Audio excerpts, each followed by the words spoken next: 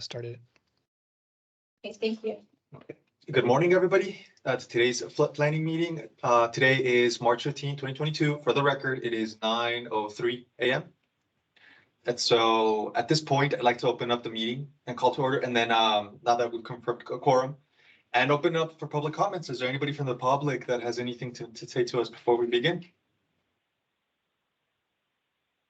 Hearing none, I'd like to move on to item number 3, the minutes.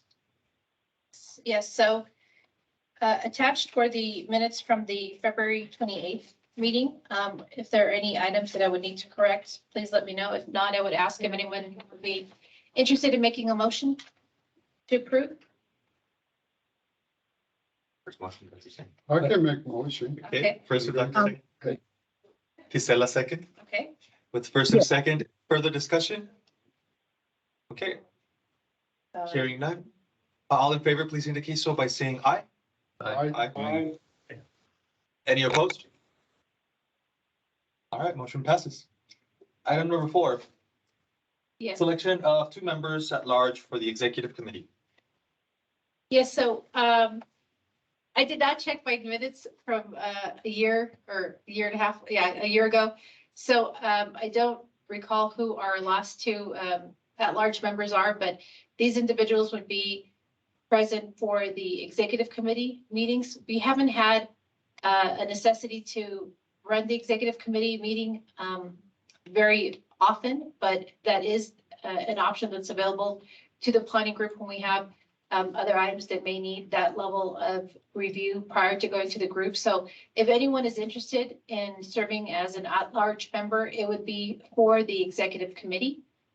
And so I would ask Chair if there would be any volunteers or if anybody would want to make a nomination. Who's on in addition to Omar right now, before we put the at-larges on there? So it's Omar as the chair, Javier's the secretary, Jeff is the vice chair. I Okay, believe that those you three. would have been, you I were think one of I the was at-large. before. So Dave was one of the at-large members.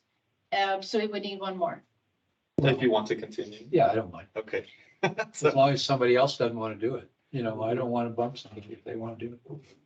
okay, anybody has a interest in joining us? We, Mark, I was the one of the other members as well, so I'd be happy to continue serving as the other member, at-large member. thank you for Awesome. Okay, so Gilbert and Dave Hall. Dave Hall. Is anybody else interested in doing it? Okay. What does that entail exactly? Say that again, he said. What would that entail before I get myself into anything else? So it would be the executive committee meetings. We haven't had a necessity to have them. We've been running the subcommittees and then the planning group, but if there were, it would only be for the executive committee. Okay, but that's not like to become a chair, vice chair, or secretary, right? No. All right, then I'm interested. Let Giselle in then. That's fine. Okay. I'll back out. Okay. Okay, Okay, sure. Well, no, that's fine. if it can, no, I'm okay with you being there, Dave. I mean, if you guys need anybody else, then I'll be interested. If not, that's okay. Well, I don't think there's anything in the bylaws that preclude us from having 3. But We want to be careful. We don't have a quorum of the general membership when With 5, would we have quorum? 6? 6, we have 7 for quorum, so we're okay. Yeah. We're okay. Gisela, you can't back out anymore, Gisela. Okay, so just also, Okay, thank you. So, Settle. anybody, Will also be there, right? Because I think they brings a lot of good input to the group, so it's good that he's there. okay, so Thank 6 members, Yes. motion, anybody? Second motion. Okay, Dr. Singh, you have a second? Second. let somebody. else Gilbert second. seconded. Okay, second, any further discussion? Anybody else? Hearing none, all in favor, please indicate so by saying aye. Aye. Aye. Any opposed? All right, motion passes. Thank you. Thank you, Gisela. Okay. And the next agenda item will be an update from our planner, Richard Bagans. Hi, everyone. This is Richard Bagans with the Water Development Board. A few updates for you all. You guys, last meeting was February 28th. So since then, the technical consultants, AECOM, have submitted the extension of the March 7th tech memo deliverables. So we have all of those and are currently undergoing review for administrative completeness. So that will be finishing up this week, and they should be hearing something next week about if we have identified and received everything. For the deliverables that were submitted by the January 7th deadline, those are still undergoing informal comments, which means we're reviewing the content heavily and picking out any inconsistencies. And we should have those informal comments to you all around the mid-April timeframe. Couple other things that happened since that meeting. We had a chairs call Wednesday, March 2nd, and a technical consultants conference call that Monday, the 28th, the same day as the region meeting. Just kind of going over with the chairs and the consultants more intricacies of the FMS, FMEs, FMPs, and how to divvy it up between them. I see that AECOM will go into more detail in agenda item 9. And lastly, kind of a shout out to you all. The director of flood planning at TWDB, Reem June, she was one of the speakers at the Texas Floodplain Managers Association conference in Houston last week, and she used some of your guys's outreach materials from your public outreach meetings in her presentation. She used a couple of different regions, but she did like some of your public outreach materials, so she did include some of those. And that's all the updates I have right now. Sorry, TWDB and AECOM and Annette from Rio Grande Cog have been working on processing payment requests and getting everything in order. TWDB is a bit behind on payment requests right now, but we're trying to get everything going up. So we are still working on payment requests, but the contract amendment was executed with the additional funding. So you all are able to amend your subcontracts and get started on the additional tasks 11, 12, and 13.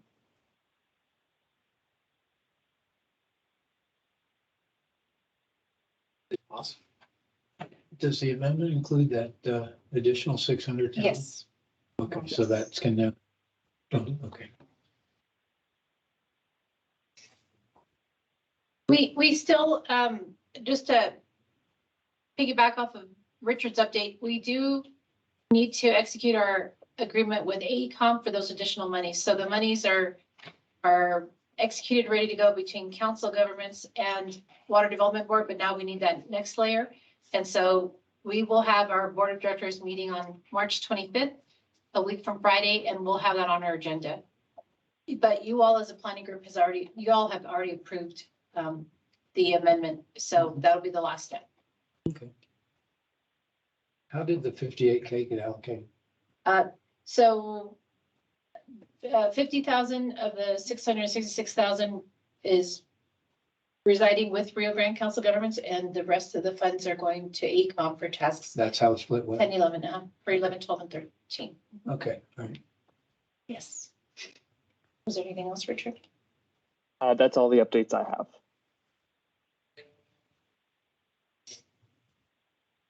Okay. All right, item number 6, AECOM, take it away.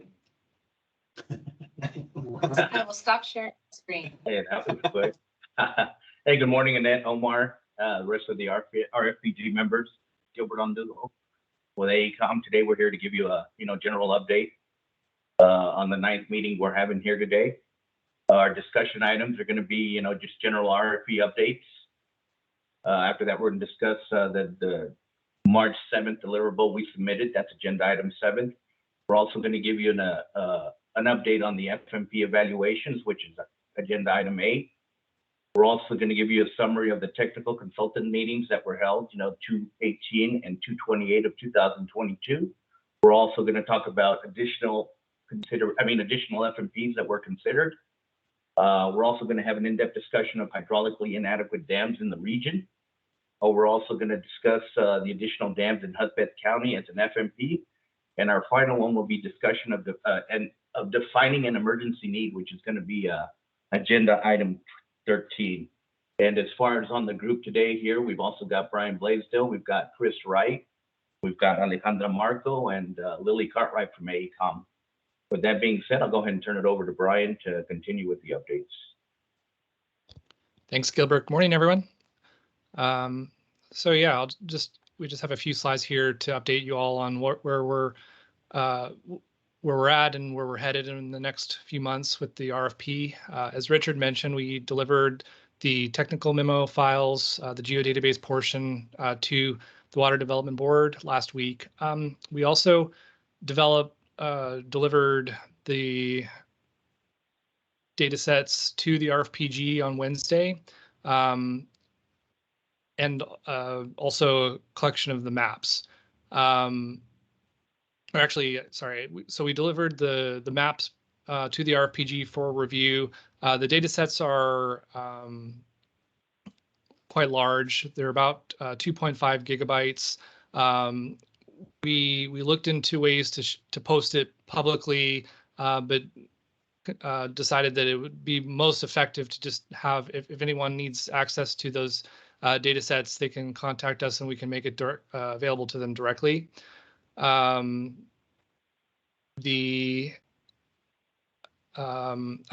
we did provide the geodatabase to the RFPG members, but they will require GIS access.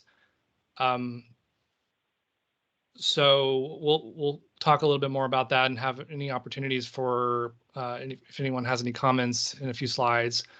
But looking forward into the next couple months, we're going to be focused more on the RFP chapter write-ups, and we're aiming to deliver chapter 1 and 2 in April timeframe, as well as chapter 3. Then chapter 4 and 5, we're looking to deliver around the May timeframe, and then chapters 6 through 10, which would be the remaining chapters as part of the first portion of the original contract. Those would be delivered to the RFPG by July 1st. And the idea would be to stagger these out for the group to review as we go. And then the ultimate draft RFP would be due to the Water Development Board by August 1st. We will be having a wrap-up public meeting in El Paso to collect any final feedback. Well, it won't be final, but any feedback before our draft is submitted to the Development Board, to sort of update the public on our findings with respect to tasks 4 and task 5, the identification recommendation of the evaluations, strategies, and projects. And after the RFP is submitted to the Development Board in August, we will have another public hearing after that as a formal hearing to solicit public feedback on the document itself, and sort of collect all that information and then address those comments in the winter timeframe, leading up to the submittal of the document by in January of 2023. So that's the. Hey, Brian, I got a question. Sure. Are those dates for chapter 1, 3, 4, 5, et cetera? Are those for your suspense to submit to the Texas Water Development Board, or are those a suspense to us? Those will be dispensed to the planning group, the RFPG, and we won't be formally submitting anything to the Development Board until August. Okay, so the April 22 for 1, et cetera, that's to us for review? Yes. Okay, all right, thank you. Hi, this is Japing.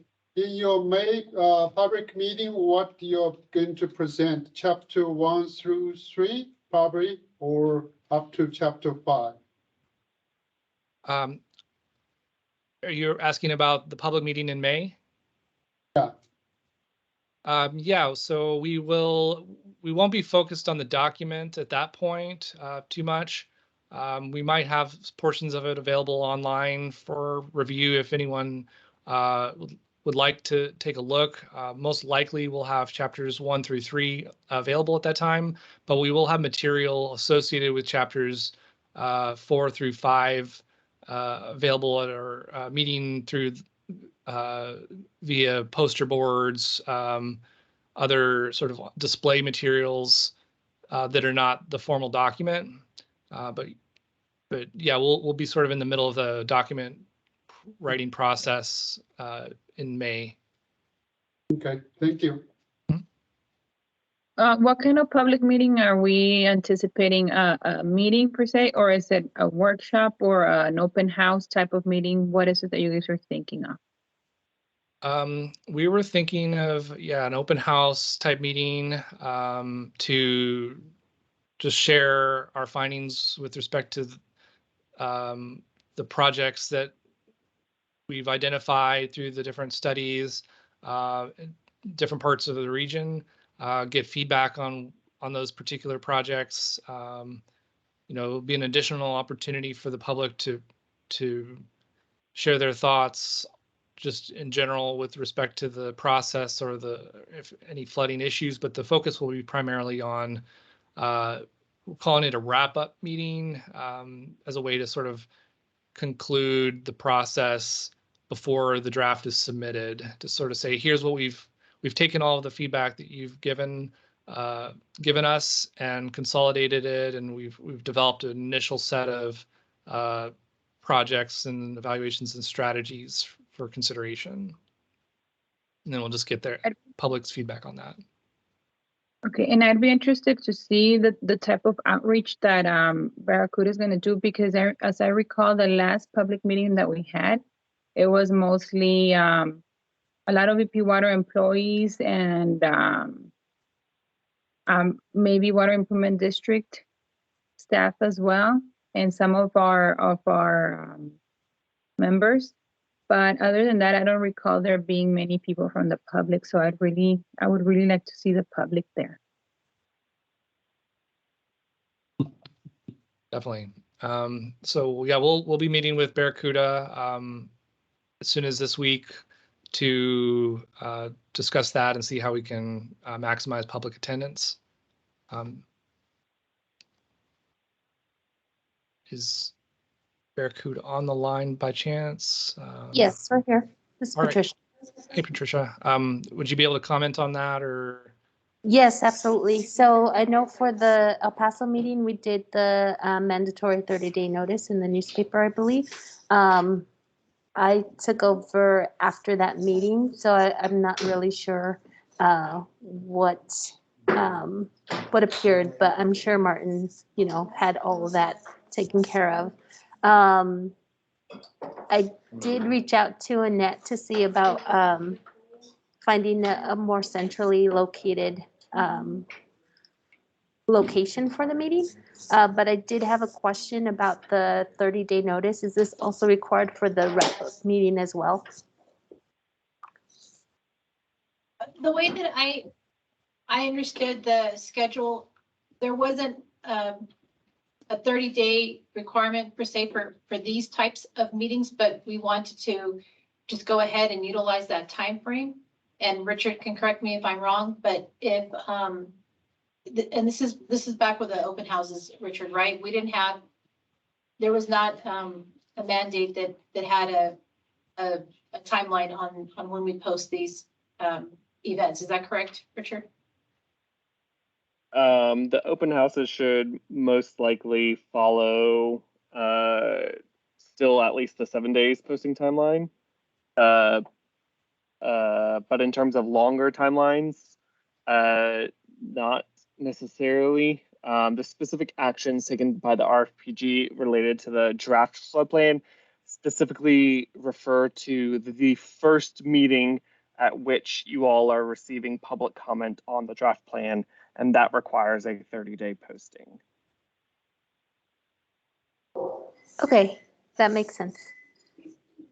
And I did tell in discussions with Patricia, I am concerned with utilizing space such as the Paso del Norte Community Foundation, just because of the parking issue, with that being a high rise and people parking in their garage. I think it might be a little bit more of a difficulty for people to want to participate in that manner, but I think that somewhere in that area would be ideal. So if any of you all have some ideas of where we could utilize space, I keep going back to El Paso ISD just because they're right there off of Arizona and Stanton. I think that's a nice central location, but I don't know if they would be willing to make that space available to us. But if you all think of anywhere else as well where parking is not an issue, I think that's what Patricia's looking for this next meeting. Yes, How do and we, I can reach how out. do we, Oh, sorry, go ahead. go ahead. It's all right, go ahead, Erica. I was just gonna say that usually they require, for EPISD, they require 30-day notice. So I can reach out to them and see if that's something that we can get in the works now.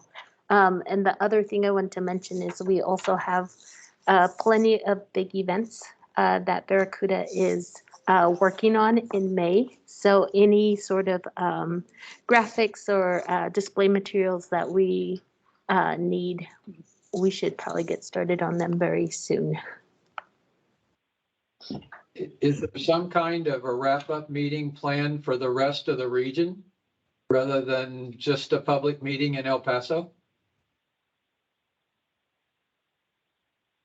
We don't have any further public meetings scheduled aside from the public hearing. So outside of El Paso, we would be relying on the individual community member leaders, local governments to sort of distribute any information and kind of lead that on their end.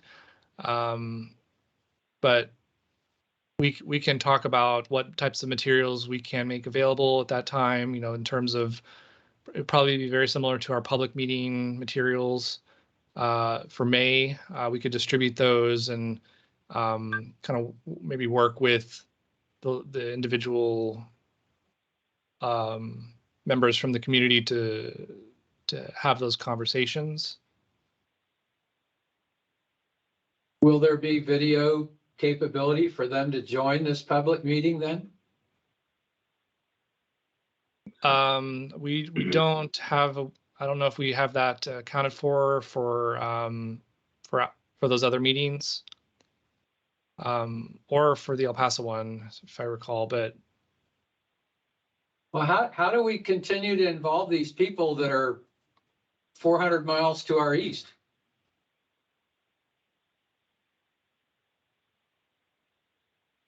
yeah, so I think part of it. Tough question, Brian, I know. Yeah. And I'm asking budget questions, you know, but things that cost money, but I continue to be trying to be representative of the public folks that might want to participate, even though we didn't see a whole lot of participation in either of those other two meetings. The farther we get into this, I would think the more interest there might be as more people get motivated. So I'm just trying to throw these things out for thought. Well, one thing that I had mentioned for the COG side is if we could do maybe a scaled down version of what's going to be happening in May, then the council governments can go out to some of the communities within the other parts of the region and be able to replicate it to some degree. I think if you're going to do that, you ought to do that before the El Paso public meeting so that whatever input they have can be included in the May meeting and presented there, by somebody on their behalf, unless they choose to attend. And it's costly for them to attend too these days. Unless we could do something video presentation wise to let them communicate with us. So I don't know if AECOM, if you're what do you think about the geography? But like if we did one, if the COG did one in Alpine and then another one maybe in Sonora or in closer to Midland, we could look for, well, we already got Pecos, so we could go out to either Sutton or Crockett or one of the other communities along I-10 and offer the same event. Is that the locations that you all are thinking in terms of potential key areas that we need to hit? Yeah, I think that makes sense. We can maybe finalize a list of priority areas to cover, and then if we have a range of dates for those meetings, we can aim to have our public meeting materials ready by that point. So as if we were having full public meetings there, we could prepare the materials and have everything ready for those. Okay, yeah, and I was thinking like at the last meeting, Jeff Irvin had presented those high priority areas. I'm looking through the slides right now. He had, let's see. And just as an aside, while you're looking that up, if all of these interactions motivate a shift of the El Paso public meeting, is it possible that if we spend the month of May, for example, distributing information and doing these remote things that we're talking about, is it possible that that could be in June or, if needed to be and still get everything done? Absolutely. Yeah, I think that might actually be a better timeline. Yeah, just spend the month of May maybe communicating remotely, out to these distant places to try to get their input and actually do that local wrap up here that could include all that data, assuming we get something in June instead of May. Right. Yeah. Okay, just some thoughts. Yeah, and I was just, what I pulled out was the map and the chart that Jeff had provided last meeting where we had, in terms of buildings and 1% AC floodplain, it was El Paso, Socorro, Alpine, Presidio, Sonora, Balmorhea, Dill City, Pecos, Kermit, Clint, Barstow, McCamey, and Van Horn. So there was all of those identified were in blue except for El Paso and Socorro. So I think those are the ones that he wanted to focus on. I don't know if I'm correct in that assessment, Brian. We can take another look at that list. I think that list was originally developed with preliminary flood data, and since we've finalized that as of a couple weeks ago when we submitted and finalized that data set, we can just confirm that all those are still applicable and develop a refined list. Okay. We're still, this is Jeff, we're still actively trying to get the attention of those communities. And Chris, are you gonna give an update on Barstow?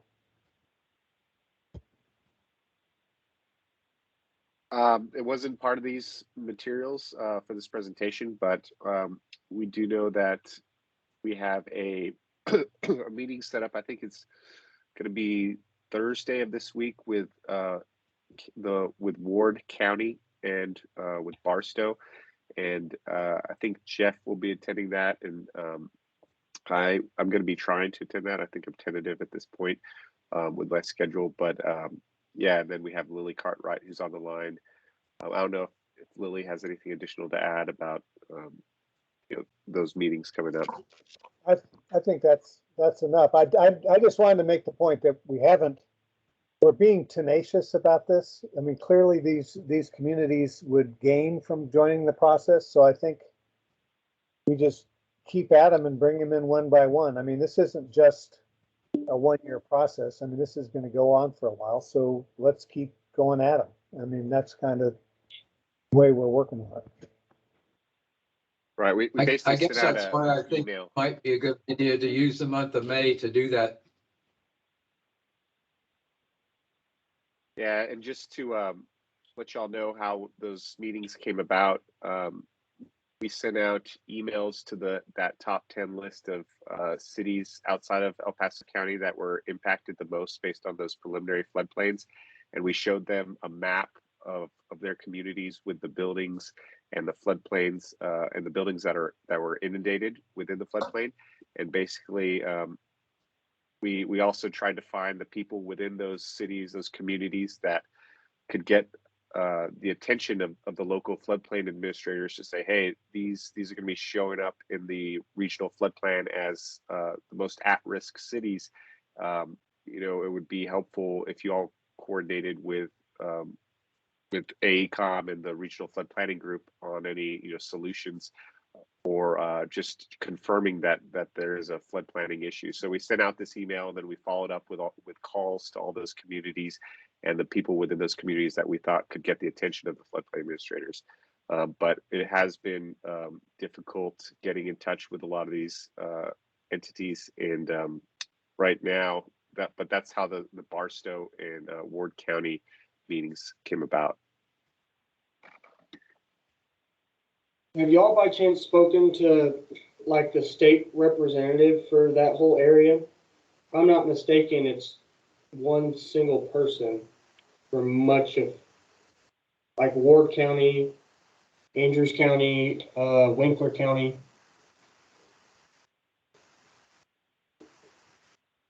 I don't. I'll have to check. Sorry, go ahead. No, I'm sorry, Chris. I was just going to say that Real Cog has not, so I just wanted to. Okay. That's I'll have to check our stakeholders list, but that's a good thought. You know, I'll check and see if they're on our list that we initially reached out to. They haven't been part of our more targeted, I guess, approach as of recently, but they may have been part of the initial emails that we sent out to stakeholders. But that's a good thought. We'll double check and follow up on that. Okay.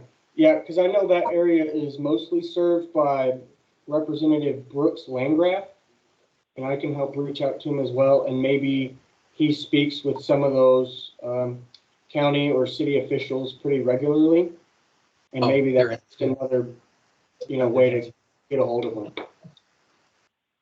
Oh, that's a great thought. Yeah, anything if you want to pass along his contact info, or if you know him well and want to, connect us, that would be very helpful. Okay.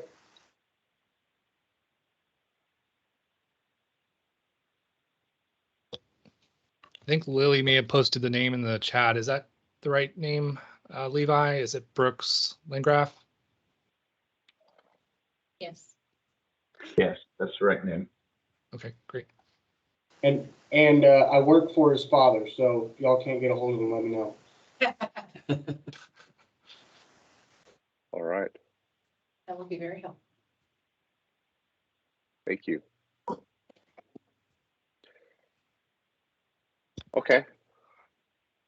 You want to keep going, Brian? Is Sure. there anything else on this topic? No, I think that covers our updates or kind of roadmap. So to move ahead to kind of reiterate on the technical memo, you can advance a couple slides.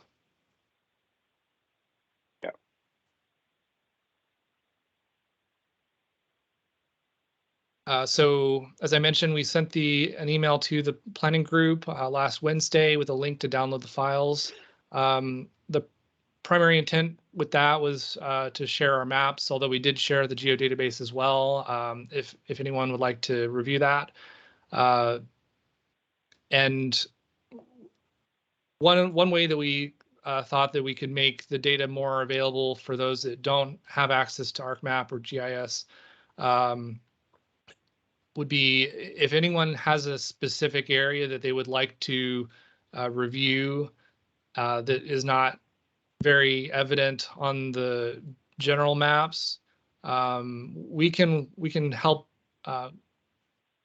please reach out to us and let us know what areas you're interested in, and we can produce maps of specific areas, kind of showing you what it looks like in those locations, because the maps that are have been produced to represent the region, they are region wide, so they're meant to just sort of represent the data sets as in their entirety. They're not really meant to look at areas in fine detail. Some areas you can kind of discern some detail, but they're really just meant as a representation. So again, if you would like to review the GIS data in detail and don't have access to software, just let us know and we can help put together a couple maps of the specific data that you're looking for. Next slide. So that's a couple of the types of layers that we delivered in our geodatabase last week include various layers on the existing condition flood risk, the flood hazard gaps, and the exposure vulnerability layers. And then we also have a similar set of layers for feature condition. Next slide. And then we produced several maps, also divided into existing condition maps and feature condition maps. Map 10 is actually a map that compares the existing condition flood hazard layer with the feature condition flood hazard layer, so you can see the increase between those two. And then map 22 is a little different. It shows the availability of the existing H&H models that are needed to evaluate the FMSs and FMPs. So those will show the polygon boundaries of our current modeling. So I guess at this point, we wanted to open up to see if anyone has any initial comments or feedback that they would like to discuss on the maps. I do have one question. Would it be too expensive to ask to make a lot of these maps, those that seem feasible, into something accessible like an ArcGIS online platform? So we did consider that, and we could, if desired, utilize our existing web app that we had developed for the initial data collection component, where we collected the flood-prone areas and other feedback from the public. So we could utilize that. There would be an additional cost, though, that we did not account for in our original budget. So I don't know if that's something that the Rio Grande COG would be interested in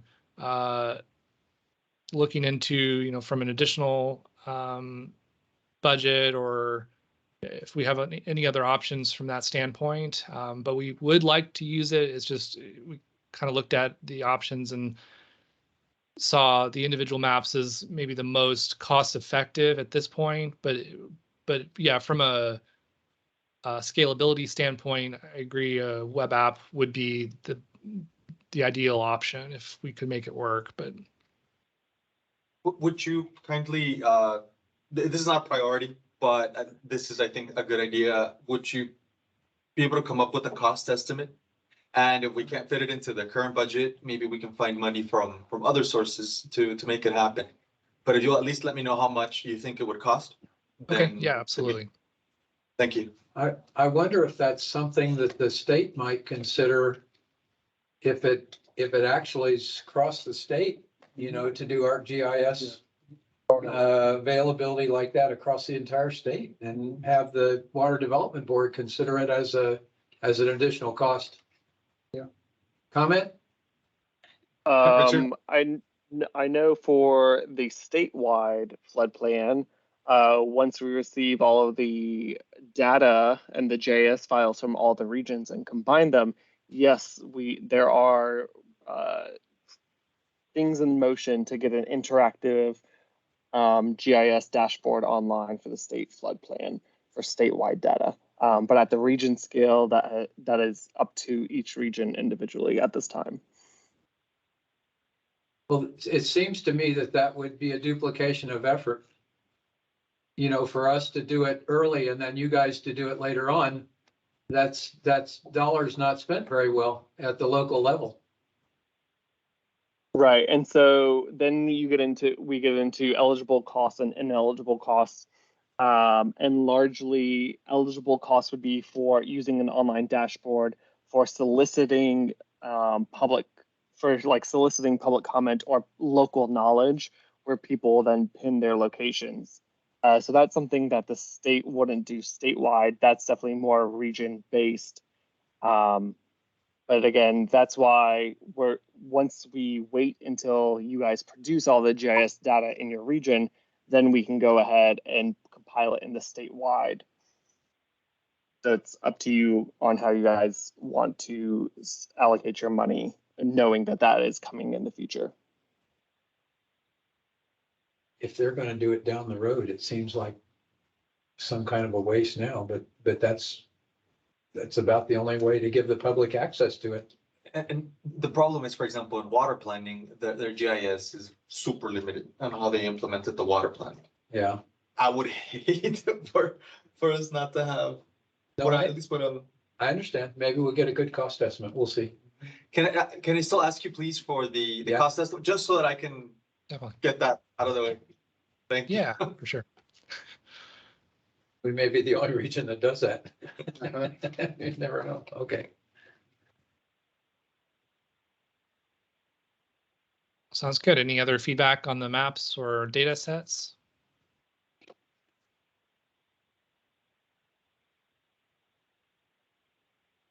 All right. Well, there will be plenty of further opportunities in the future to comment. So feel free to review those as you're available. And yeah, just let us know. Feel free to email us if you have any comments or if would like to take a look. We can either produce those maps, as I mentioned, or we can set up a meeting to kind of show you specifically what the area looks like within GIS itself. So that's an invitation open to the planning group as well as anyone in the general public. Just feel free to contact us and let us know. Thank you. I guess Chris will be leading the next agenda item. Thank you. Yeah, so this next portion of the presentation, we're going to talk about the FMPs. So just as a reminder, we did have subcommittee 2 that was focused on FMPs, and since we're moving away from the subcommittee format due to some of the issues with having a quorum, we are now covering those in these general flood planning group meetings. So we're going to talk about first the status of the FMPs.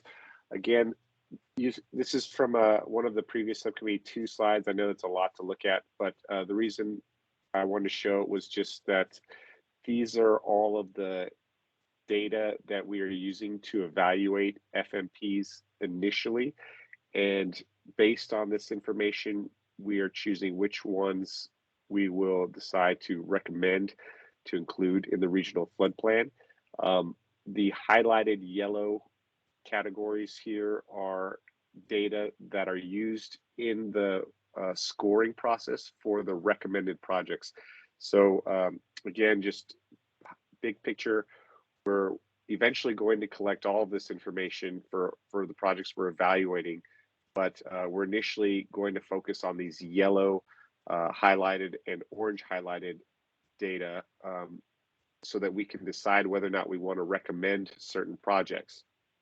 Once we recommend those projects, the yellow and orange highlighted data will be used by the TWDB to score all the projects across the state. So that's why we're focusing on those first to decide which ones we're recommending.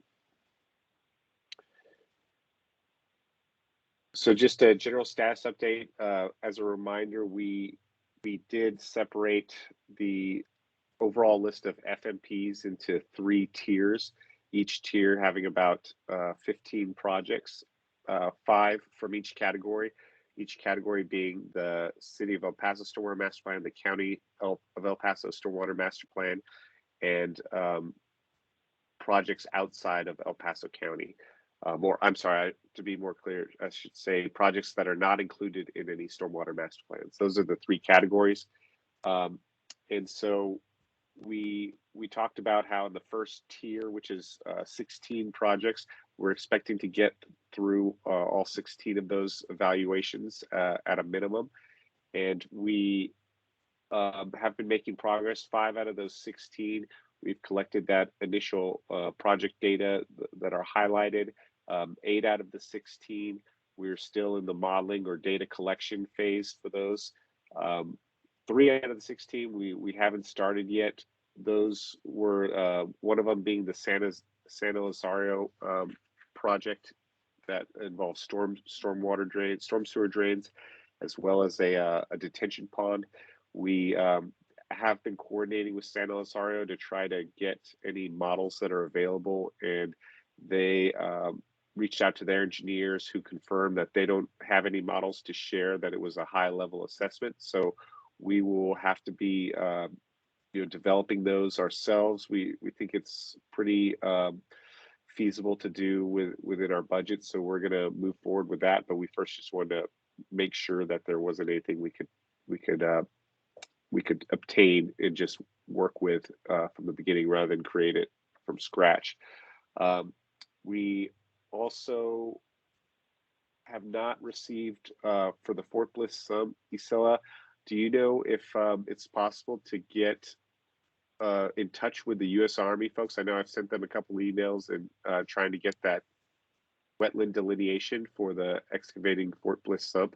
Is that something you can help maybe get that report for us? Because we're kind of holding off on that evaluation till we have that. Yeah, I've reached out to them and I haven't received a response either. So I'll try again. Okay, and we don't have like a modeling feasibility study for that project, right? Because I think there was one that we requested, but it ended up being we did receive something, but it wasn't this exact project. It was sort of a similar project in the same area. But I just wanted to confirm that there's not a feasibility study for this specific project. So for the wetland delineation, we have that that study. I think we did provide that to you guys, but the Fort Bliss was the one that said that it's not a wetland. So that's pretty much what we're waiting, what I've been waiting to get from them, that statement or that letter, whatever it is that they're gonna provide to us. But I'll reach out to them again regarding that. And I was actually thinking about that yesterday. But as far as the improvements to the Fort Bliss sump, we do have it. It was part of the Northeast Lomar. So I thought we had already gotten that to you guys, but I'll look into it again. Yeah, because I know we got the previous delineation, wetland delineation report. I think I can't remember the date of it. It's a lot older. And then we got a modeling feasibility study, and I'll cycle back with you and show you exactly what we got, but I don't think we got that Northeast Lomer. So I think maybe that's what I was thinking of, that that we're still waiting on. So I'll follow up with you and share with you exactly what we have at this point and just make sure we're not missing anything. Sounds good. Thank you.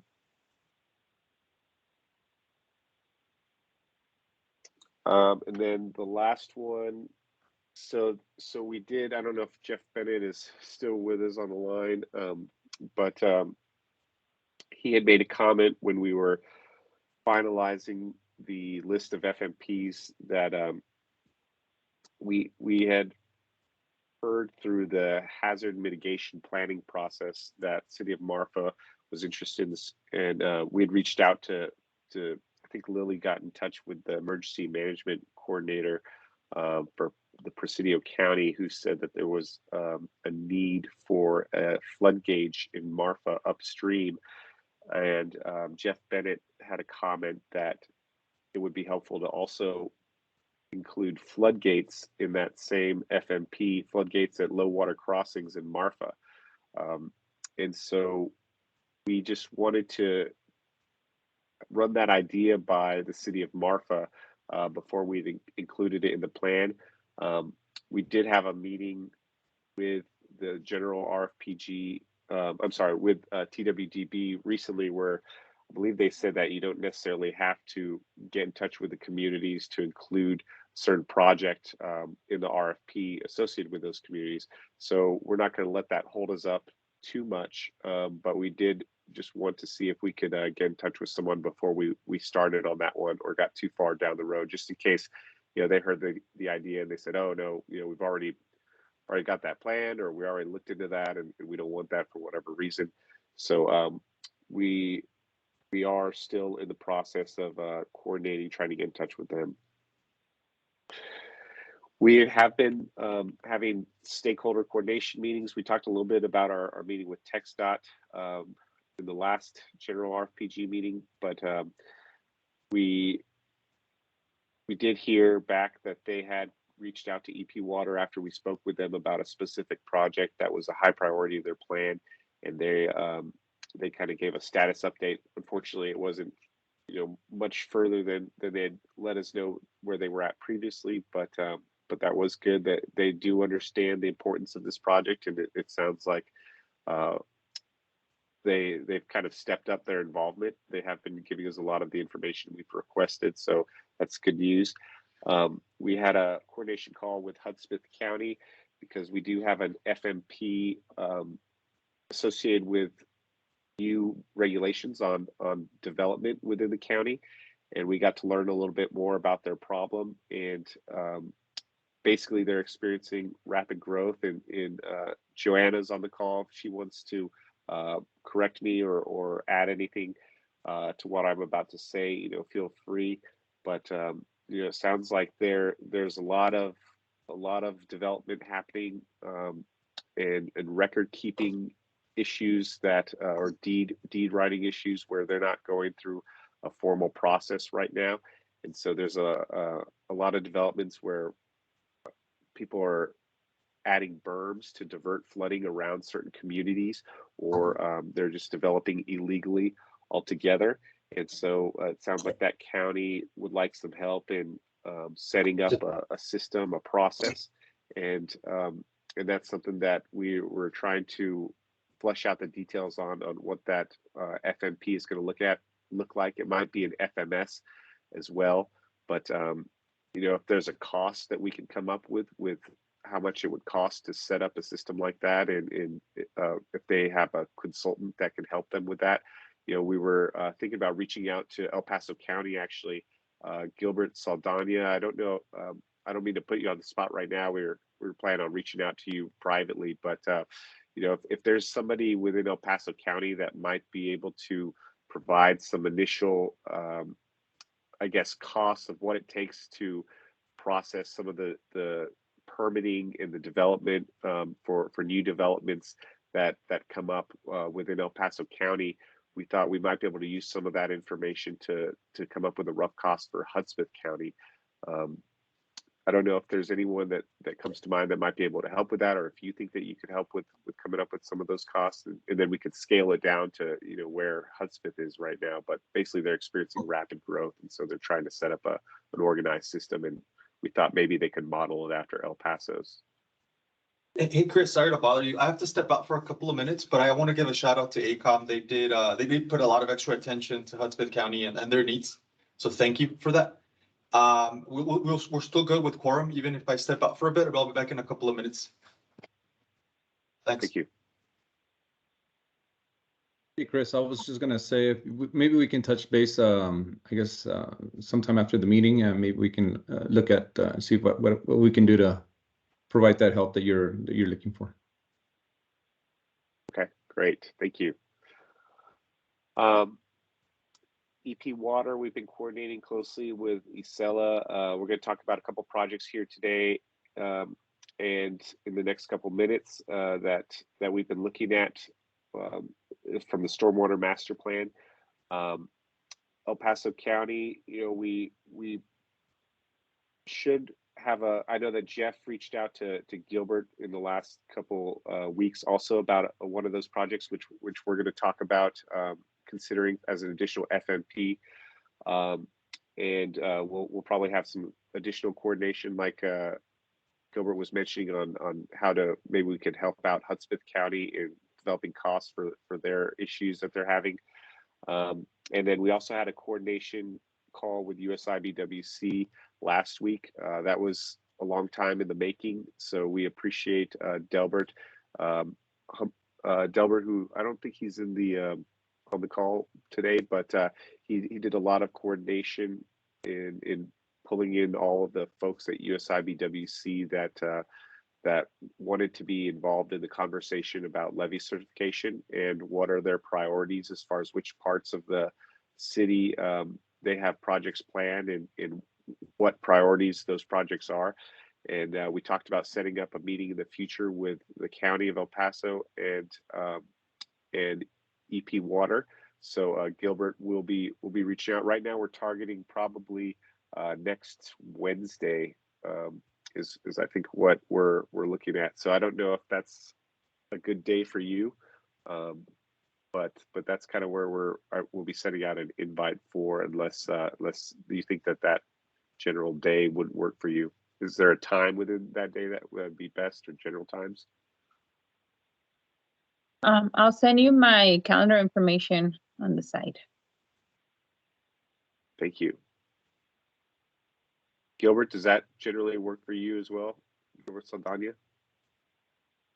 Yeah, actually, that would be the 23rd, correct? Wednesday, 23rd? Yes. Okay, yeah, that should not be a problem. I only have I guess after 10 o'clock, I'm fairly flexible. Okay. And we'll probably include Doña Ana County on that call as well. So stay tuned for that. Is that call going to be available for others to attend? No, that wasn't a public call. That's just for stakeholder coordination for those specific stakeholders. Is it an audio call or is it going to be a video call? It will be a web call like this. So I don't know if people will necessarily have their cameras on, but we'll be able to share materials on the screen. Can you include me in the call, please? Yeah, we can. I don't see why not. We'll request that. I don't think that USIBWC would have any issues with that, but yeah, I don't think that'll be a problem. If you can, just send me an email with the link and I'd appreciate it. Thanks. Okay.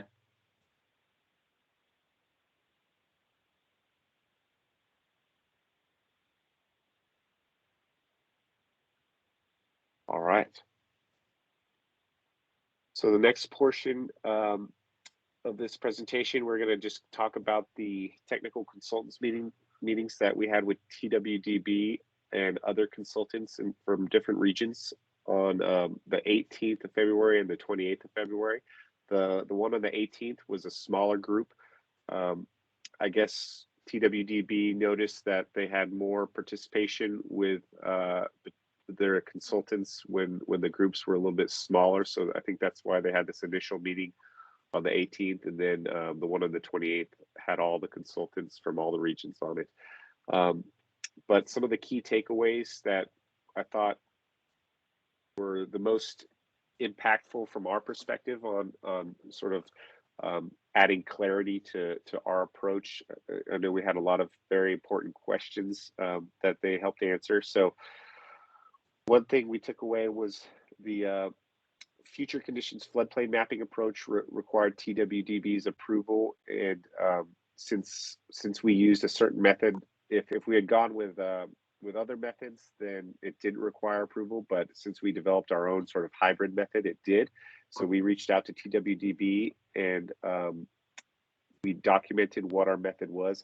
They did give us sort of preliminary approval that they agree with it. They think it's a good approach, but they do want us to put it in a memo format so that they can officially approve it. But that's good news that we got this preliminary approval. So we're moving forward with that. And we talked a little bit about that approach, I think, at our last general planning group meeting. They also clarified that we're not required to use the TWDB's benefit cost ratio method. They provided a spreadsheet and a specific method that that all the regions could use if they did not have others, or if they preferred that method. But they just reemphasize that if there's already a BCR that's been developed from other stormwater master plans or studies, then we can use that method. They would comment if they look at that and they see that's missing any major components. But that was helpful to hear. The proposed conditions models are not necessarily required for flood mitigation projects. That was a question I had, because there's some projects, you know, in stormwater master plans or ideas of projects that we've talked about with certain communities that involve storm drains, and developing those storm drain models can be very time consuming, and so there can be there's also you know, an approach we can use with sediment basins, where you can do a much more simplified modeling approach and basically estimate what the change in the floodplains would be, without necessarily having a proposed conditions model. And it sounded like that is an acceptable approach. It's going to be up to the engineer's judgment on whether they you know, can sign and seal the certain assumptions that they're making, with the benefits that they might have. So that is something that was useful to hear.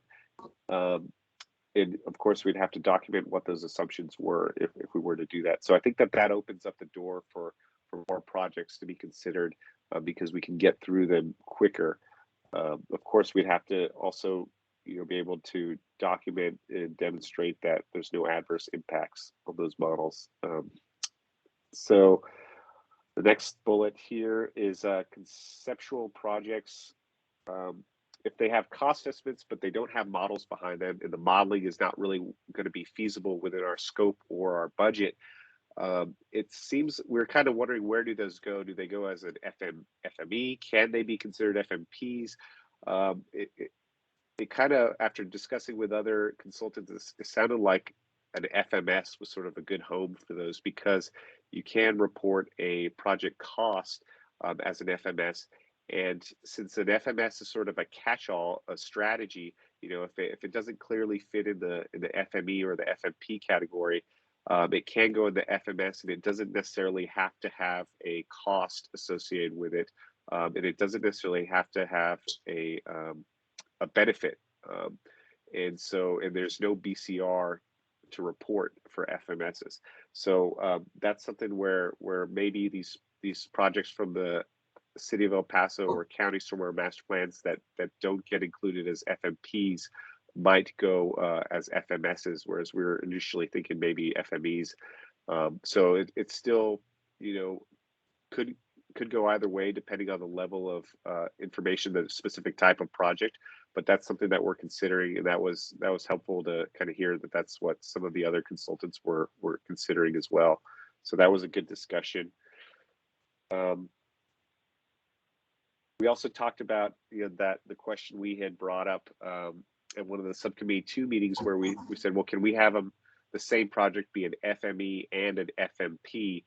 So that way, if a funding opportunity arose where you could apply for grant funding for either an additional study where you develop alternatives, or you could apply for grant funding to fund the construction of the project. If it was in the plan as both an FME and an FMP, you could do that. And the general feedback we got was that you can't really take that approach unless you're separating out certain components of the project. In the example we used was, like, if there was a pump station where we know that there's a need for a pump station, and we know that it would relieve flooding for a certain area if it were installed, we have that cost of the pump station. However, a second component of that having that pump station would be to upgrade the storm drain system or install a storm drain system, and that storm drain system hasn't been designed yet.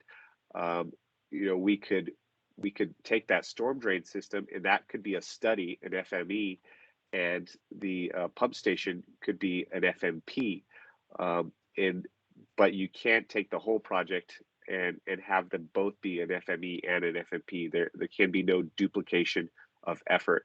And so that was something that we kind of talked through, and that's where we landed. So, you know, as long as it's very clear, you know, which projects are associated with what, you know, we can take that approach of sort of separating out different components, having some portions be FMEs and some portions be FMPs, but the same portion cannot be both an FME and an FMP.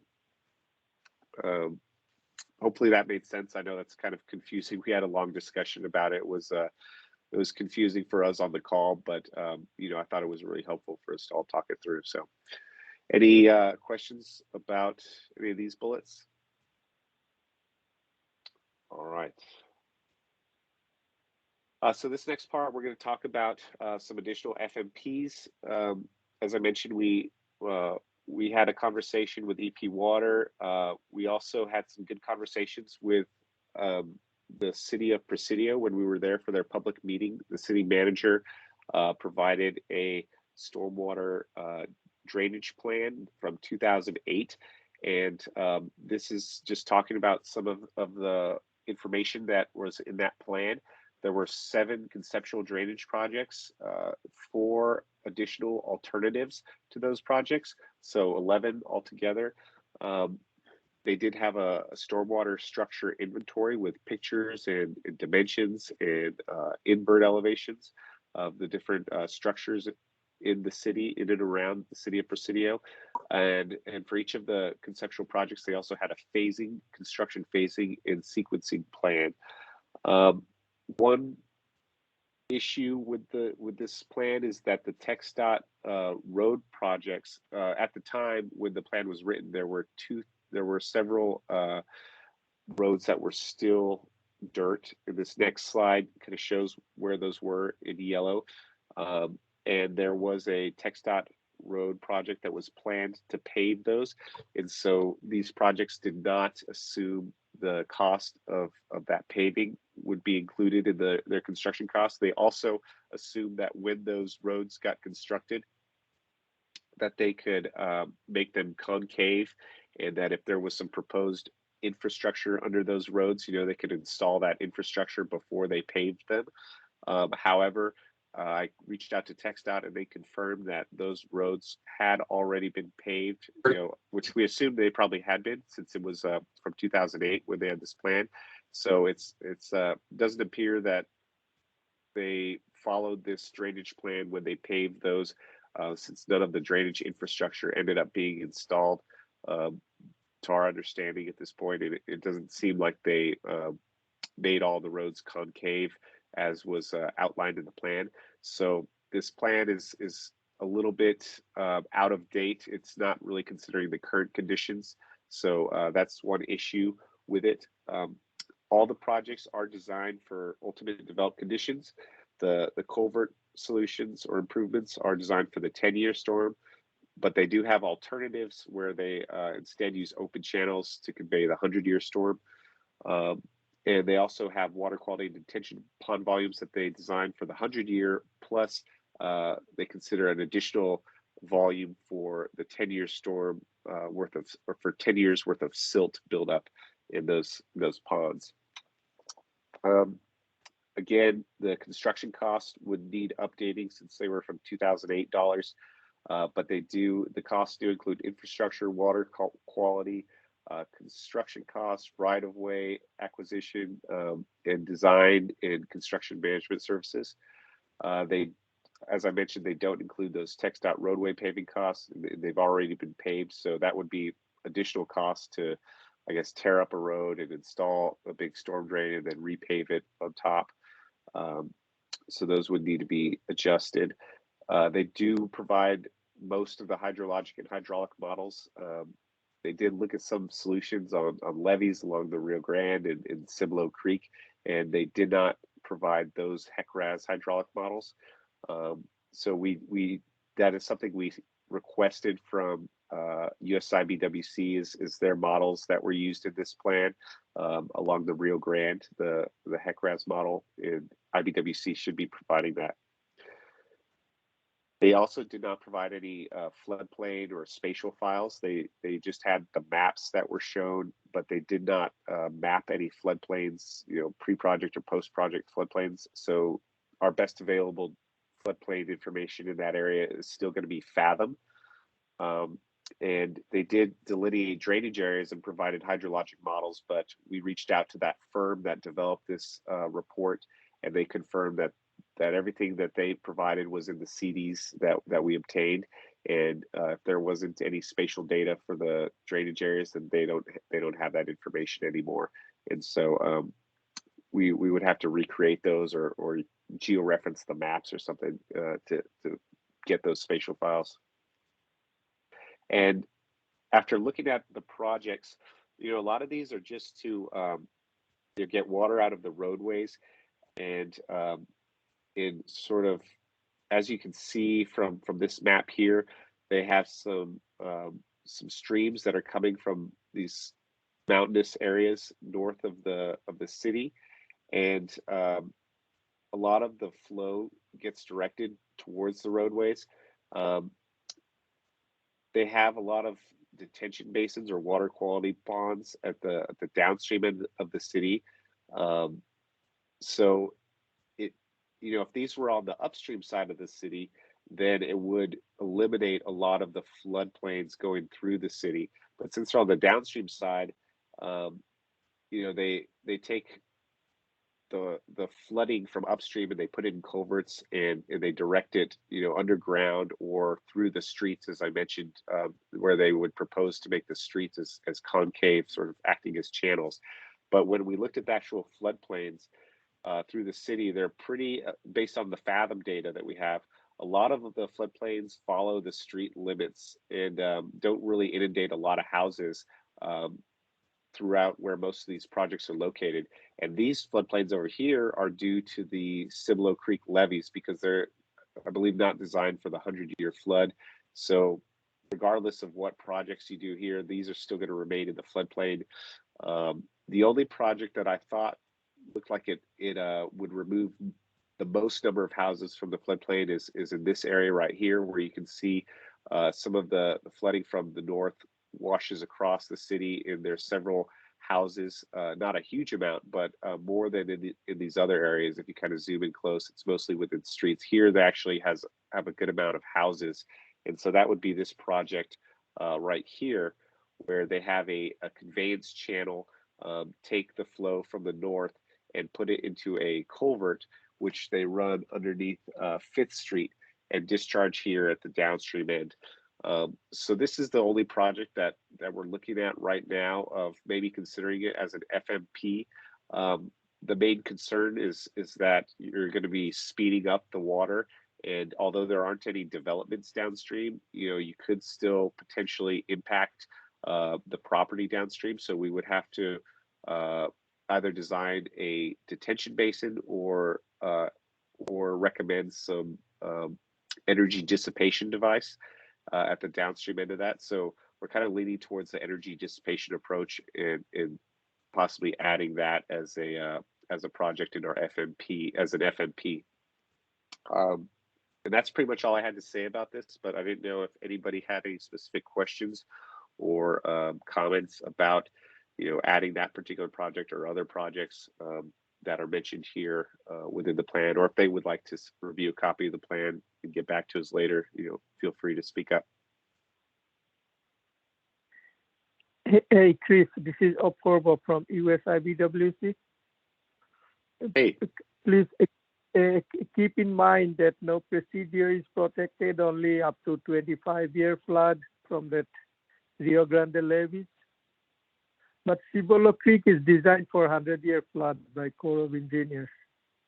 But along the Rio Grande, the levees are designed for 25-year storm plus 4 feet of freeboard. Thank you. Yep. Thanks for that reminder. I knew that that the Rio Grande was protected for the 25-year with their levees. I couldn't remember if Cibolo was also 25 or 100-year. And so, yeah, this is kind of interesting actually through here, since if this is designed for the 100-year and it's a national levee database levees, because the Army Corps, I believe, did these levees along Cibolo Creek. You know, it's interesting that there's flooding shown here in the Fathom models, because I believe the Fathom models looked at the National Levee Database and they said if it's protected by a certain storm event in the National Levee Database, then that's what should be in the model results. However, the model results are showing the 100-year, you know, outside the levee here. So maybe that's an area, something we need to have a discussion with Fathom about, because we do have Aqua Strategies on our team who is partnered with Fathom and TWDB for releasing this information. So we have been able to have calls with the Fathom team. They're over in England, but you know, they were able to accommodate a call where we could ask them some technical questions. So maybe this is a specific question I might ask them about, because based on that call, you know, I don't think that this would be in the floodplain unless it's, you know, tied to the Rio Grande flooding. I guess is a possibility there. All right. Any other questions, comments about the Presidio drainage plan? So this next one I'm going to talk about is the Dallas Pond pump station improvements in the city of El Paso / EP Water Stormwater Master Plan. It also involves this. It's really 3 projects. CE5A, which is the upgrade of Dallas pump station and the new force main. And that's the #1 priority in the Stormwater Master Plan. There's CE5B, which involves buying land and a new basin north of I-10 right here. And then there's CE5C, which involves this new Cypress pump station and an additional force main discharging to the Rio Grande. So this was included in the Stormwater Master Plan. And I know there's a lot of call outs in here, but this is all also pending a feasibility study that EP Water is going to be providing us that has a benefit cost ratio in there. So some of these components of the projects might change, but the reason we didn't include this in the regional flood plan is because it was pending stakeholder coordination with TxDOT, between TxDOT and EP Water. And I know EP Water has been reaching out to find out whether or not TxDOT is planning to keep the roadway I-10 either lowered or raised through this area, because if they lower it, then it makes certain components of this pond no longer feasible. And it sounds like the earliest that we will hear from TxDOT on what route they're going to go is the summer of 2022, and that would be a little bit late to include in this plan. And we communicated to TxDOT that this was a urgent issue for EP Water. It's one of their highest priority projects. If they could, let us know whether a certain assumption might be feasible, where we can move forward with the assumption. But they did, that might help us include in the plan.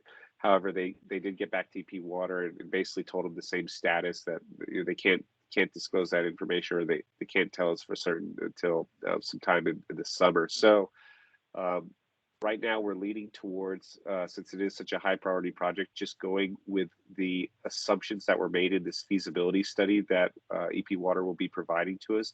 And so once we get that, we'll take a look at what those assumptions are in the modeling that's available, and see if we can include it in the plan, even though there is a possibility that TxDOT could come back and say that we're going to go this route, we're going to keep it low through here, and then they're going to have to maybe consider a different alternative. And I think there are some ideas that EP Water has if that is the scenario, but since a BCR is available in the study that was done recently, we're likely to just go with including that in the plan. That way it'll be in the plan, and if circumstances change, at the time when they apply for a grant, if a grant opportunity comes up, they can adjust to the current situation at that time. But that's kind of the route we're leaning towards at this point.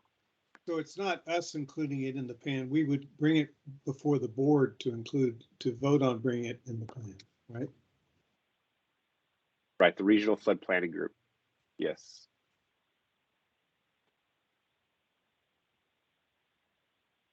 Any questions about that one? All right. And the next one here is Fabens Dam, or FAB3 in the El Paso County Stormwater Master Plan. This is the one where I mentioned earlier, Jeff had reached out to Gilbert Saldana. They had a conversation about it. Jeff, do you want to talk about this one? I think Jeff is going to talk about the next projects as well. So I can hand it over to you at this point, I think, if you want, Jeff. All right, I'm going to go on. Can you just go on to the next slide? Because this one's included in the next set also. Hey, So, Jeff, before you start, do you think you might want to take a little 5-minute break? I know we've been on this meeting for almost an hour and a half. See if anybody wants to stretch or anything. yeah, what I have to go through will be significantly less than half an hour. Does anybody want a break? Yes. So Annette, do you mind if we kind of like take a little 5-minute recess to let people, take a little break to stretch, maybe go to the restroom or do something they have to do? Yes, that's fine. Just a few items. Levi has a hard stop at noon, 11 Mountain Time, so others may have that as well. So we'll just be mindful to get ourselves completed by 11 o'clock to ensure that we still have our quorum. No, that'll work. Thank you, Annette. And with that being said, let's take a 5-minute break and then we'll reconvene again. What time is it now? It's 10:24. We'll meet back at 10:29. Okay. Thank you, guys.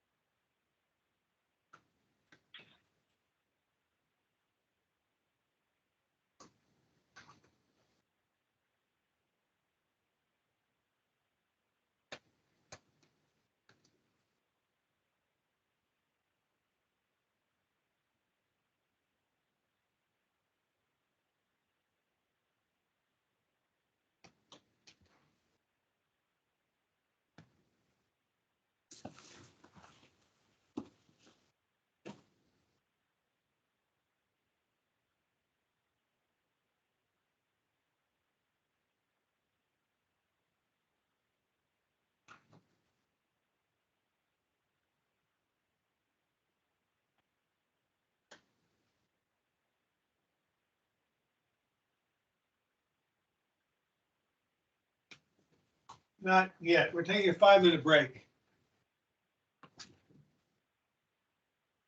Found what?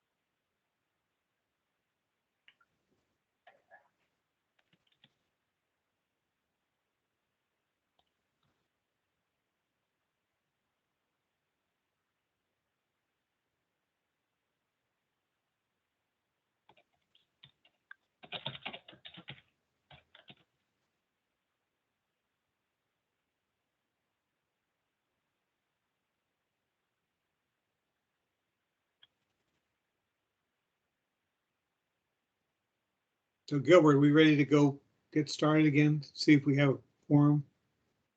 I think we are. Let's see if everybody's back. We just need some cameras on. Let's see. We need Mr. Sella to come back. Yeah, we're just missing. Oh, there she I'm is. here. I think we're good, right, Annette? Next, yeah, put it, oh, Sal, is Sal? Are you on, Sal? Let's see if Sal's still on. Sal is on, but it's not on yet, his camera. Okay. Do we still have a quorum or not? There's Sal at the bottom. Well, I need Sal to come on, because we're at 6 right now. 3, 4, 5,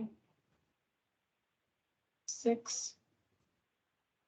There he is. Okay. Okay, great. All right, let's go. Thank you. I think we're good, Jeff. All right, so can we go back up one slide? All right, so one of the issues that's come up before in our planning is this issue of hydraulically inadequate dams in the region. We presented on it briefly in a previous meeting, but what this means is that the TCEQ Dam Safety Office maintains a list of dams in the state that cannot safely pass the state design flood.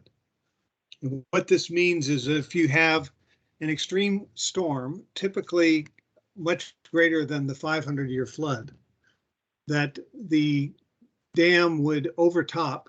And since all of these dams that we're dealing with here are embankment dams, these dams would likely fail if they overtopped, because there'd be rilling through the dam and ultimately it would downcut and release the water that's stored behind the dam. So there's a list of these hydraulically inadequate dams, and what we've done with that list. So does anybody have any questions on what that means when we use that phrasing? It doesn't mean the dam is about to fail tomorrow. It means that if we were to have an extreme storm greater than that dam has seen in its life, it could potentially overtop and fail. And the issue we're concerned about is whether, if it fails, it potentially impacts populated areas downstream. So we took the list that was provided by TCEQ, and I'm going to take control for just a minute of the screen. And I know you can't see this, but there's a list of 38 dams in the region that meet this, that have been put on the state list of dams that are hydrologically inadequate. And all of these dams are within the database that's maintained by the state of all the regulated dams that are in the state. And it includes some fields that are of use to identify the ones that likely have the biggest risk to populations. There's a field in it called distance to the nearest city. And we have, and it also gives the max volume. That tells you the amount of water that would be released should you have a failure. It gives you the height of the dam, and it gives you what the square mile of the watershed is that's controlled. And we went ahead, and since we'd already created for the plan, we'd created a map of where the communities were, defined communities like colonias, where there was a census designated place and whether there was a city that actually had an incorporated area outline. And we took these 38 dams and we plotted them versus the locations of these communities, the CDPs and the cities.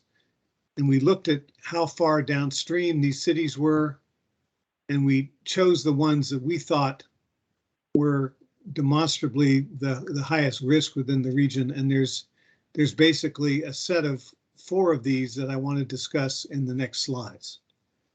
So can you take control back?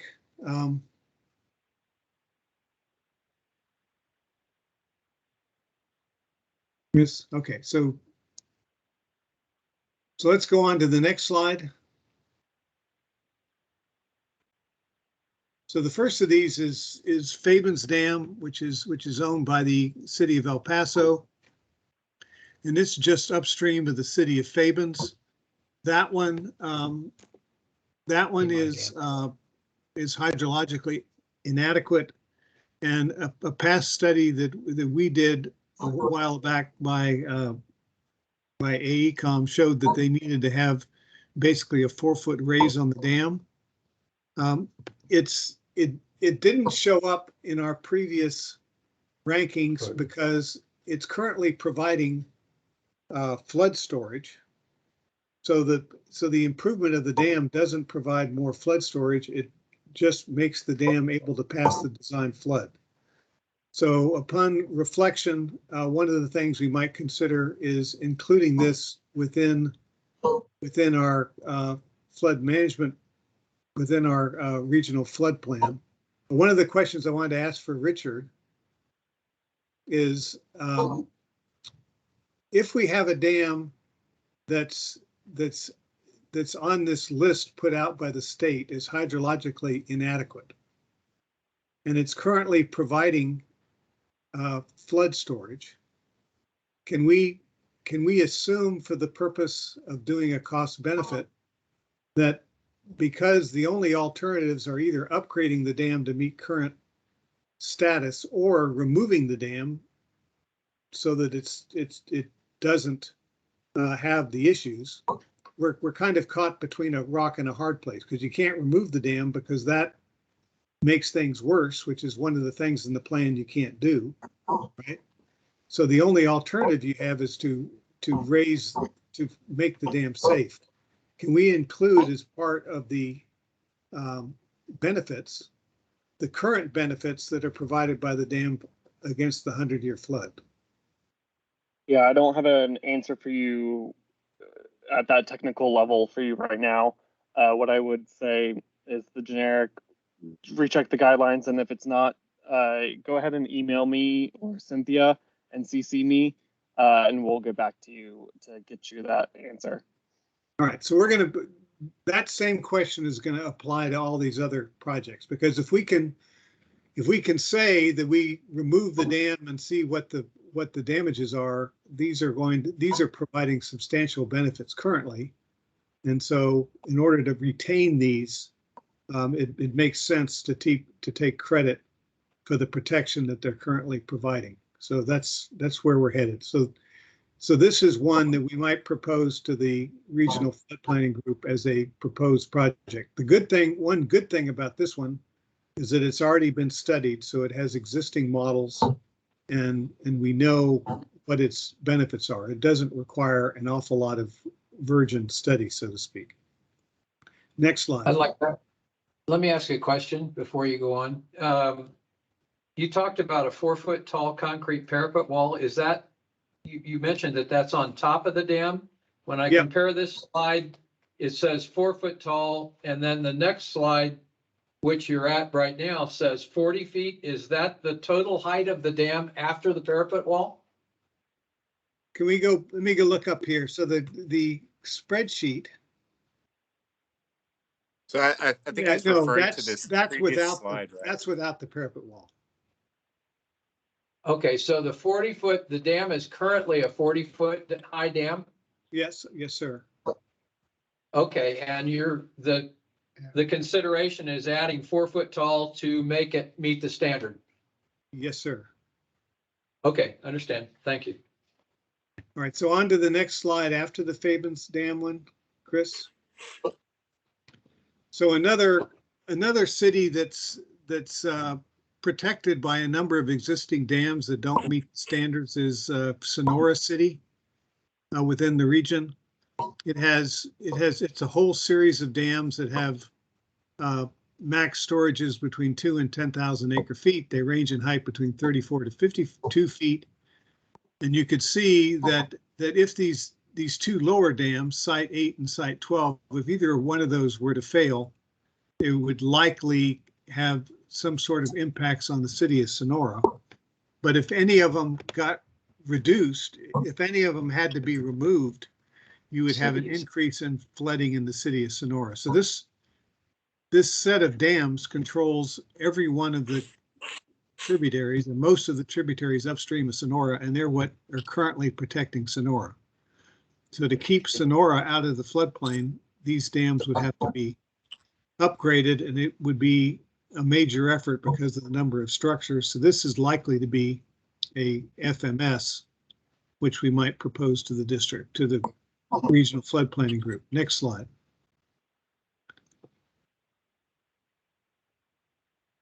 So this next one is Comanche Creek Dam, which is upstream of the city of Fort Stockton. And you can see that it's pretty close to the urban area. It protects a lot of the urban area from the 100-year floodplain, at least the portion adjacent to Comanche Creek. And so, again, this one may become a project with a decent cost-benefit ratio if we're able to say the alternative for this is its removal. On to the next one.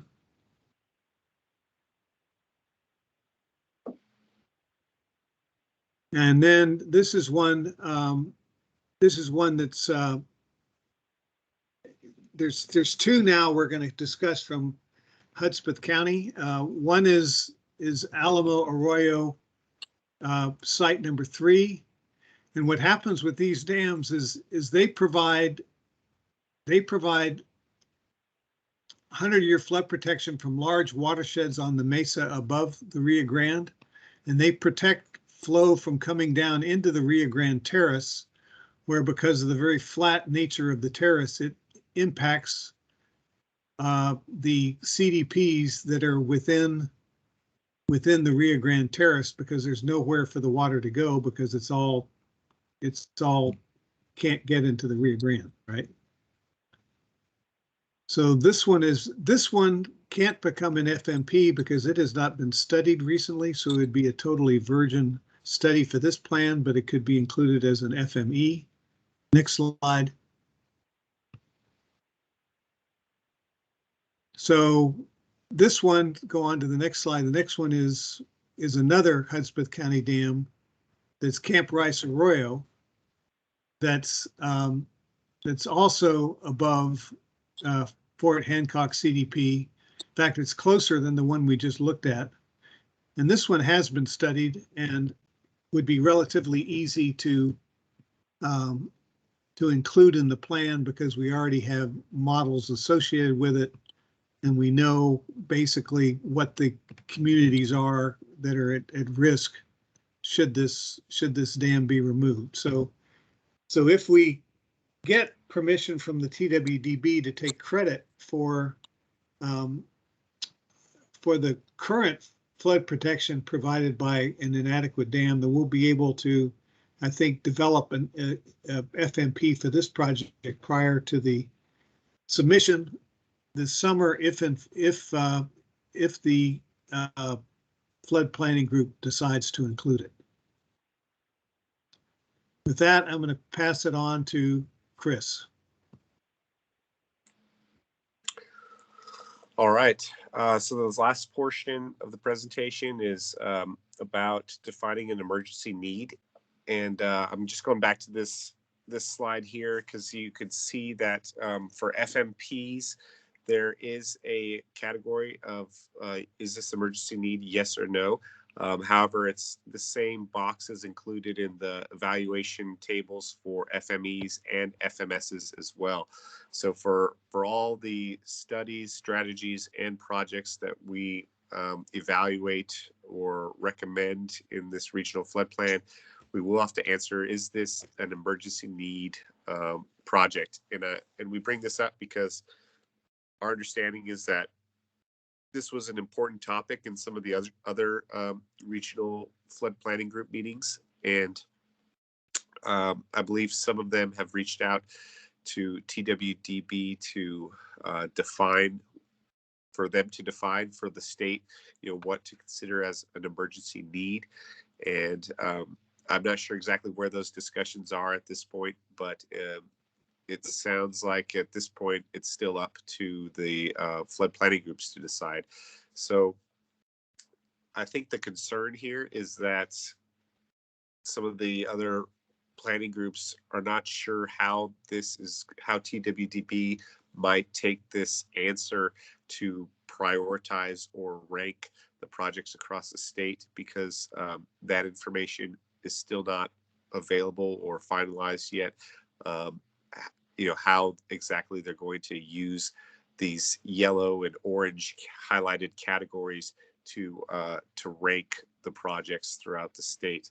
And so this is not one of the yellow or orange highlighted categories. So, from my perspective, it does not seem like it would be one of the categories used to rank the projects across the state.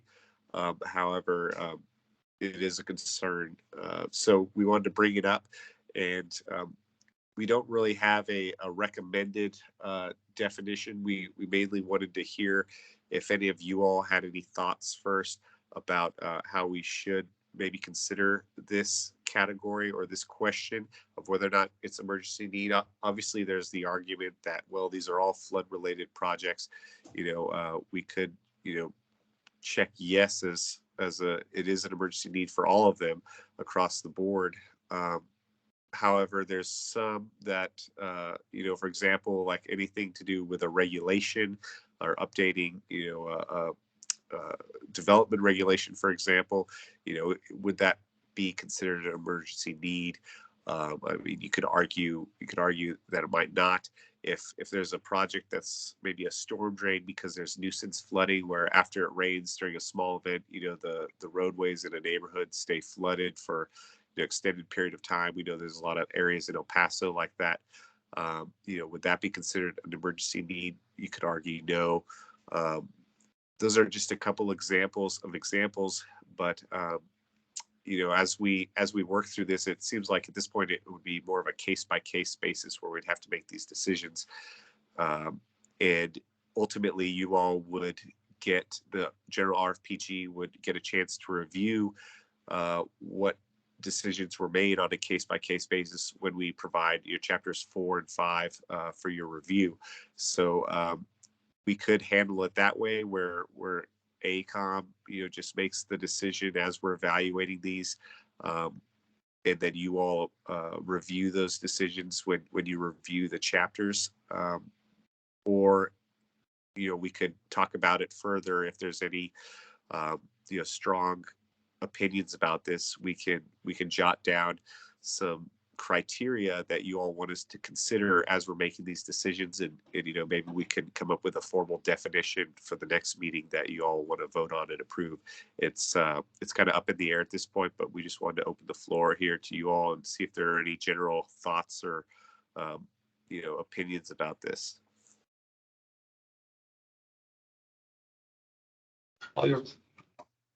Chris, Dave,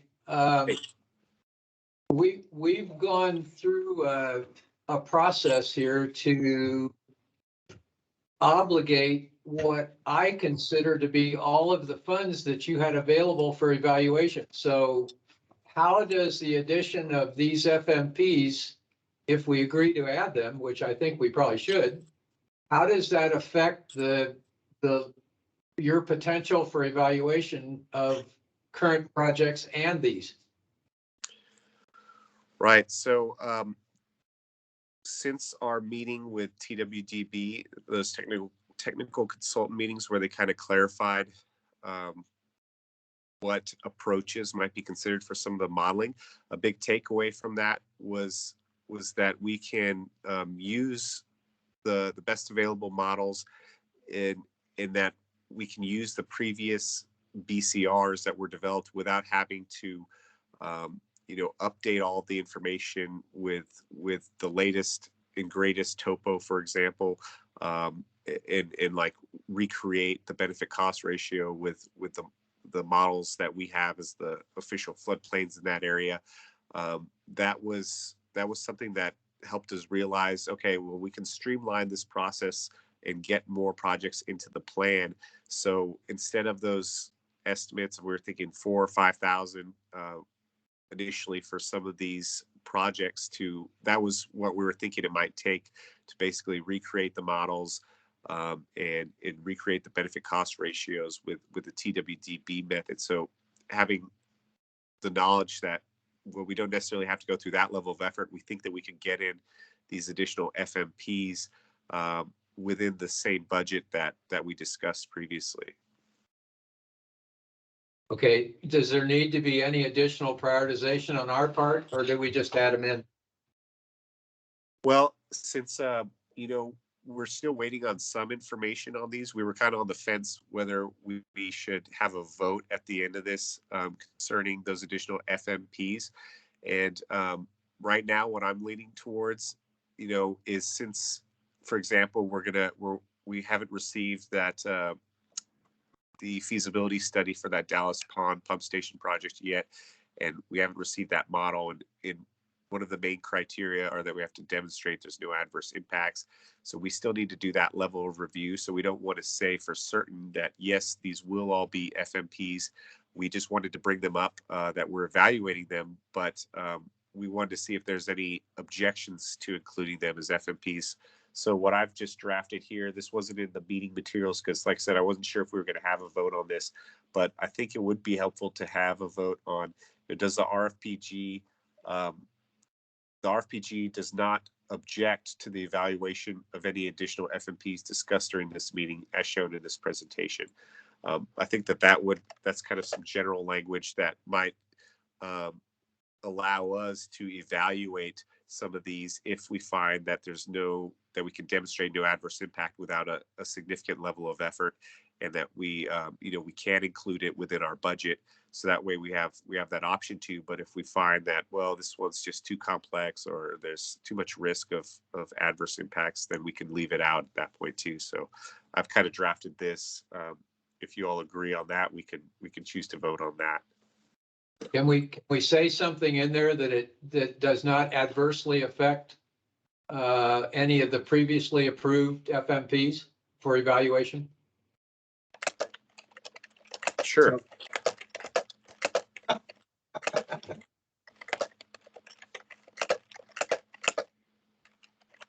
How's that sound? With the previously approved, yeah, I think that's reasonable. I can make a motion to that. We have a second, please. A second. Okay, first and second. Any further comments? I think it's a great addition as well. I think it's important to protect a lot of the work they've already done in the prioritization. Any thoughts from anybody else out there? Hearing none. Guess not. Vote. All in favor, please indicate so by saying aye. Aye. Aye. Anybody opposed? All right. Okay, motion passes. All right, and then just to kind of circle back, thank you all for that. And are there any questions or comments on emergency need or how to define that? Otherwise, we'll just kind of use our engineering judgment as we go through on a case-by-case basis, and then you'll have the opportunity to approve those when we draft the chapters.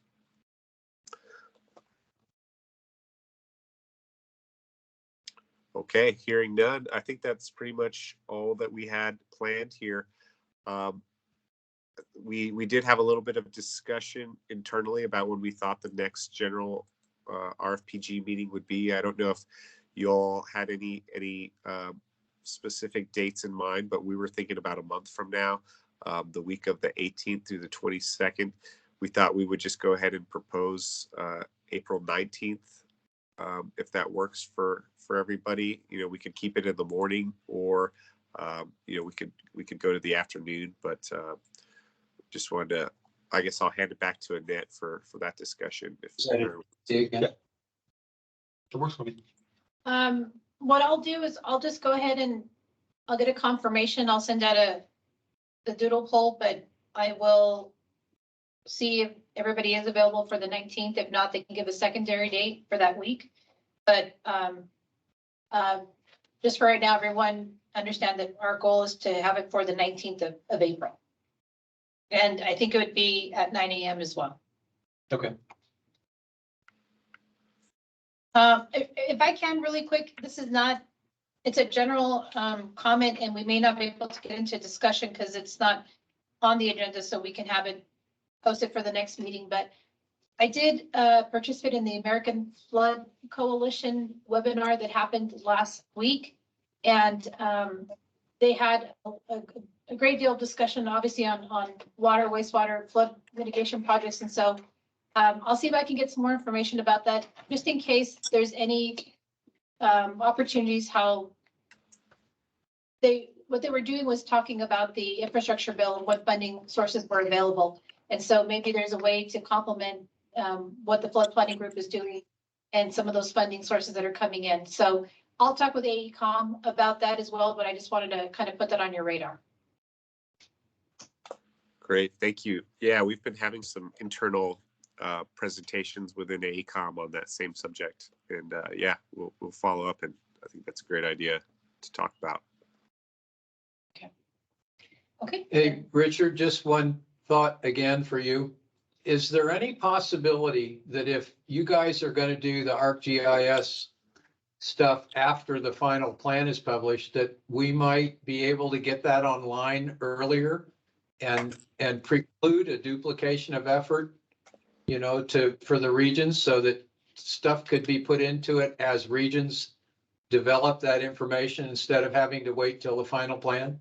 It's just a question, and I don't know. I just hate to see duplication of financial effort. You know, that I'd like to try to avoid that if that's at all possible. Or one other question, Richard, as a follow-up. But once you all produce your data, is it, and you know, have your final platform, is there a way for you all to regionalize it as well? Again, you all tried it quite with the state water planning process, but it's not an effective tool yet. I mean, you show a location, a relative location of where the agency is, not so much where the project is needed. And so I'm hoping that we can get much more detail on that. And if within your platform, just ensure that you can click a button and it focuses on region 14 or whatever. It may be something you can take back to Reem. Yes, I will definitely take these concerns and elevate them higher. I will note that the state water plan is largely just mostly database focused, while we have the luxury of starting the state flood plan largely GIS focused. And so hearing the talks and development of the interactive state flood plan, it is going to be largely more interactive than what you see the state water plan site currently as. Okay. Oh, but Thank yes, you. regionalization and no duplication of efforts and earlier access for regions for regional data. I'll elevate those. Thanks. Okay, anything else, or can we entertain a motion to adjourn?